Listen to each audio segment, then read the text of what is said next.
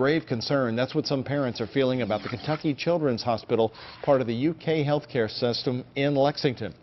All their children died at the facility after undergoing relatively common surgeries. Now, an internal investigation is complete. The hospital is also now planning to do these procedures again. CNN's Elizabeth Cohen has been following the story in Lexington. What happened to these babies behind the walls of Kentucky Children's Hospital? Jackson Moore was the first to die, then Kaylin Allen, then Mason Hall, then Connor Wilson, then Rayshawn Lewis Smith. 53 days I got to hold him, and then the next day he's gone. He was born and he looked as healthy as any of my other children. And then 3 weeks later, I was burying. 5 babies, all dead after having heart surgery at Kentucky Children's Hospital. Surgeries that nationally babies usually survive. Did you ever get answers about your son's death? No. We're still searching.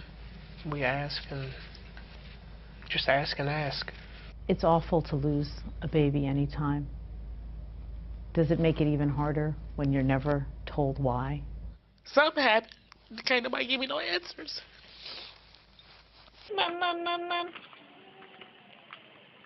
Your turn.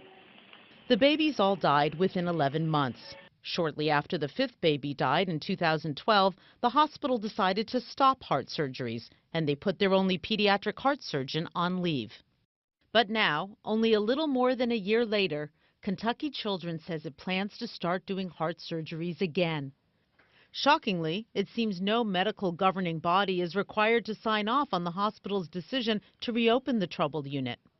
The only place I need permission is from me. That's Dr. Michael Karp, the executive in charge of Kentucky Children's Hospital. Last May, he told us he'd commissioned an internal report on the heart surgery program. These parents hoped that report would give them answers. But here it is, 102 pages long, and it doesn't explain why the babies died. In fact, it doesn't even acknowledge that babies died at all.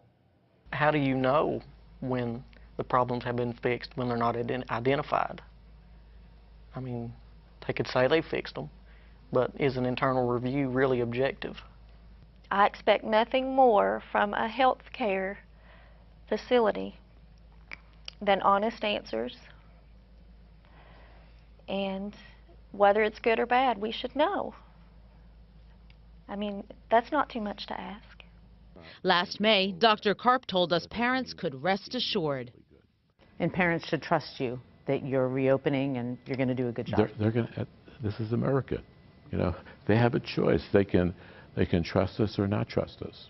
All I can tell them is I'm not going to reopen until I feel good about it. It's as simple as that. A spokesman for Kentucky Children's declined our request for another interview with Dr. Karp, referring us to their press release about the report. So we went to talk to Dr. Karp ourselves as he was arriving to speak at a community center. Can you tell parents why their babies died after having heart surgery at your hospital? Can you give these parents some answers? Sir, can you give these parents some answers? Unfortunately, babies died at children's hospitals after heart surgery, at other places also.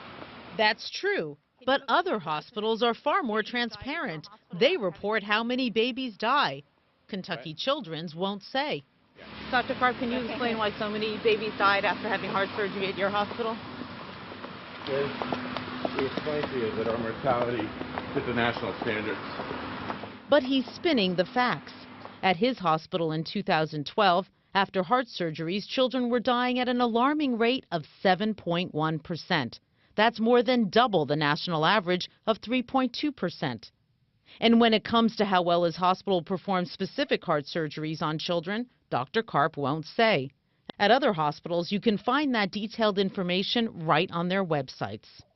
These parents say they want an explanation, and your report didn't give an explanation. They're going to be taking in patients again. How does that feel? It's scary. It's scary just because, you know, we don't have answers. It really hurts that they're going to open this program back up.